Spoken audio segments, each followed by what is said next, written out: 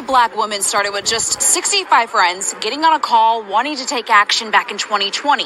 Well, now 4 years later, those calls are filled with tens of thousands of Black women, inspiring millions more across the country. We like to call it a collective love letter from Black women to ourselves. A love letter that was small but became mighty. On July 21st, we thought we would have maybe 1,000, and we ended up with 44,000. Joteka Edie, founder of Win with Black Women, says the weekend after Kamala Harris announced her candidacy for president, they organized a Zoom call with Black women across the country, and those attendees then put in the work. People who didn't have a lot of money, and that all you had to do was come and bring a prayer and a thought, or $3. To date, Win with Black Women has raised more than $2.5 million for the Harris campaign, inspiring other groups to do the same. Korean Americans for Harris. Always follow Black women leadership. The week after, we got 220 Korean American leaders all across the country, including swing states like Georgia. Win with Black Women says they've tracked 104 spinoff calls. Their guidance has helped groups know how to put words into action.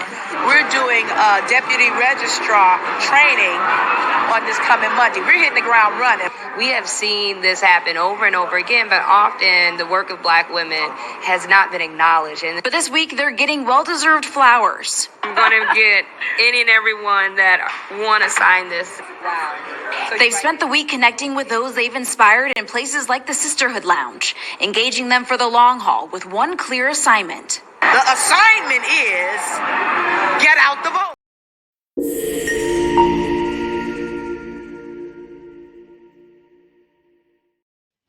Well, good damn evening, Americans. Jericho Green here with you once again. Give me a follow on X at @Green_Jericho. And make sure you like and subscribe to this channel right here and my new channel, Green's House.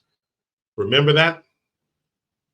Remember all those Black folk getting out there pounding the pavement for Kamala, the Ugandan nightmare? You might be saying to yourself, well, Jericho, there were other races of people that voted for Kamala. There were Black people who were dumb enough to vote for her, and white people who were dumb enough, and Mexicans, Puerto Ricans, Asians. There were all kinds of people who were dumb enough to vote for Kamala, the Ugandan nightmare, and that pervert, Tim Walz. I don't have any proof that he's a pervert, but he just looks like one. He looks like if he shook your hand, his hand would be like clammy.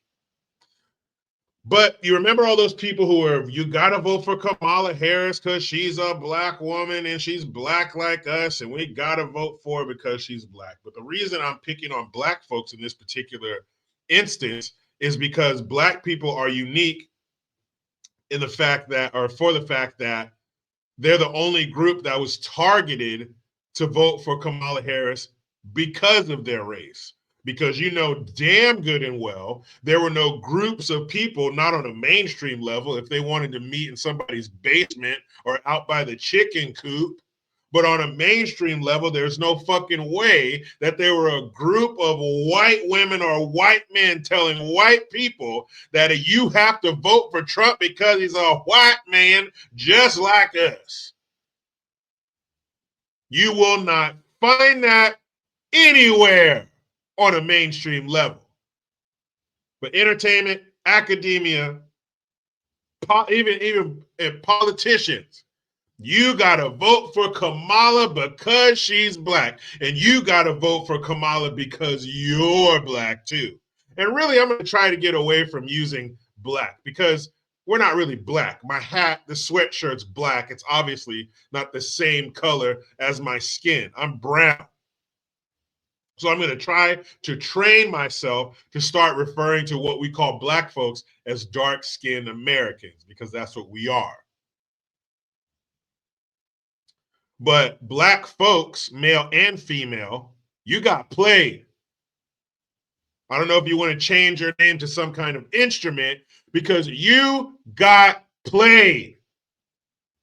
And it's the same damn thing every 4 years, but this was unique because this time it was somebody they were trying to sell to you as a Black woman, and you bought it hook, line, and sinker. She didn't even, you guys bought it so much that Kamala never had to come out and call herself a black woman because she never did. You were caping for her so much. You were Captain Save-A-Ho so much for Kamala the Ugandan nightmare that she didn't even have to claim she was black because you fools were falling over yourselves and breaking your neck to call her black because that's what happens. You've heard me say it before. It's the Voltron theory. And if you don't know who Voltron is, it was a cartoon back in the 80s of these, I think they were like teenagers who controlled these robots. And these robots were like, they looked like panthers or something. They were cats. And each robot had a different color, yellow, red, green, blue. And they were okay on their own. But when they combined to form one giant robot with this cool sword, that giant robot was called Voltron. And what you'll find in America, where you don't have any real grievances other than the government fucking us over in some way, but there's no racism to speak of, certainly no systemic racism. We don't have a lot of natural enemies, if you will, as American citizens. So often is the case, you start to look for shit. Like a petulant teenage girl, you start to look for shit to get mad about. So you make up police brutality and systemic racism and trying to take away our rights as a woman to kill our baby. How do you call it reproductive health care when half of the patients involved are going to die? Where's the health and the care in that? But you fools were jumping up and down so loud for Kamala saying she's black that she didn't even have to say that shit. And you got played. Every 4 years. But this time, like I said, it's unique because you got a black woman. And anytime there's somebody darker than a sheet of printer paper who says they want to help your cause, whatever that is, woke black folk, you can't wait to welcome them with open arms. Come on in, Kamala, even though you don't look black or you don't look like a dark-skinned American. You claim to be from a middle-class family where all your neighbors were the perfect mix. You had construction workers and doctors and teachers and firefighters. You had the rainbow coalition of generic American jobs. And you fools fell for it. She didn't even have the common decency to come out and address the crowd on election night when she knew she lost. And I said it that night. And was I being funny? Was there comedic value to that? Yes. But I think it could be true because that's what makes things funny. There's a little bit of truth to them, or they are true, because we can all relate. That's why it's funny.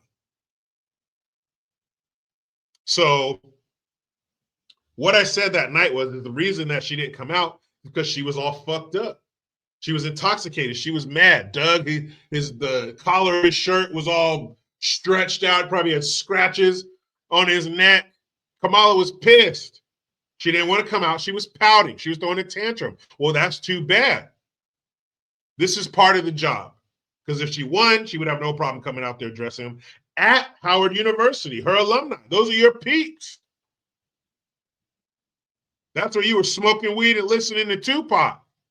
You didn't want to come out there and address those people and at least say, hey, thanks for coming out. We're going to keep up the fight. It's not the outcome that we wanted, but I appreciate your support. I thank you so much.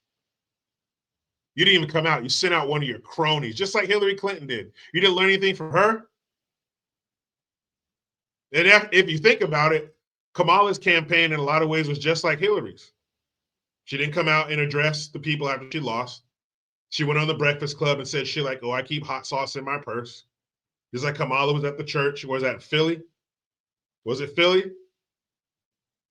And the joy will come in the morning, and the Bible said, come on. I ain't in no ways tired.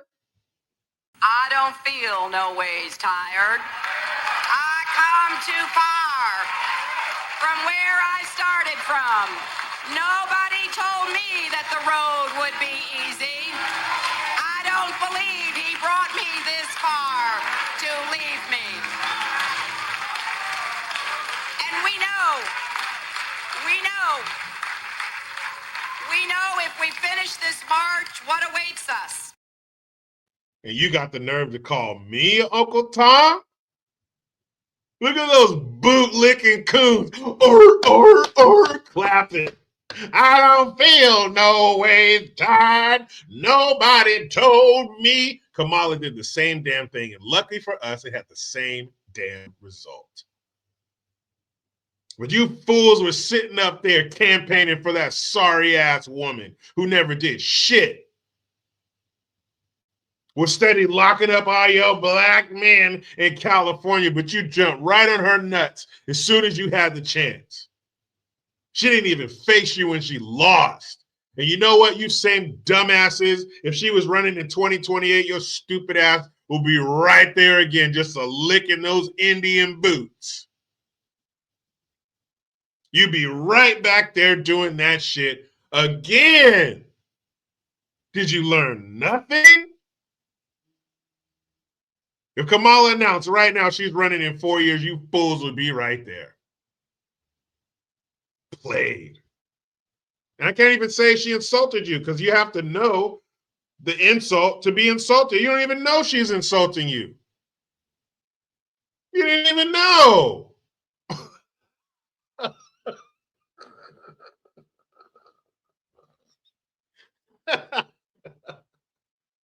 You're not even aware. Oh, man. Oh, you don't even know.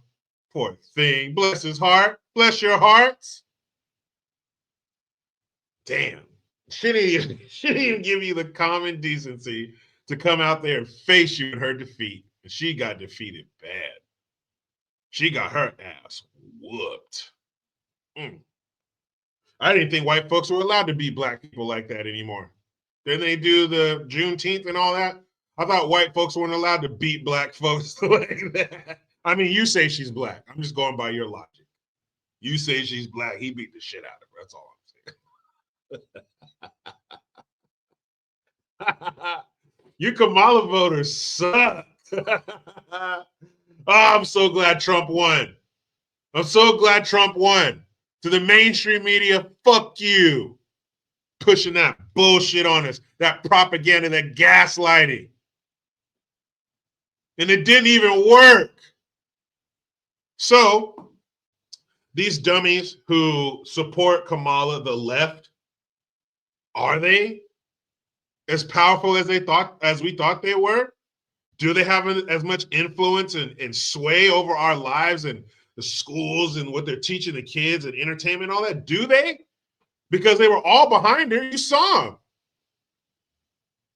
The same celebrities who were at parties they probably shouldn't have attended, and the same celebrities who were probably on an island that they shouldn't have been on, were sitting there wagging their fingers with Coke under their fingernails, wagging them at us, telling us we need to vote for Kamala, we need to do this, you need to do that, or this is going to happen in society, or this is going to happen to the planet. And 10 minutes later, you got a bouquet of dildos coming out of your butthole and powder around your nostrils. And you got the nerve to tell me I don't know what I'm doing? Are you crazy? So do they have the power that we thought they did? Because obviously it didn't work. The entire machine was behind Kamala on every level, in every way, and it failed miserably. So I guess the power really is with the people. What do you think? I'll meet you in the comments. If you like what you heard, get yourself some merch, click the link, buy me a cup of coffee if you'd like to. But what do you think? Is their reign of terror, or as Bush would say, terror, over? Let me know. You know how it goes. Try to be done with the left, but they just won't let me.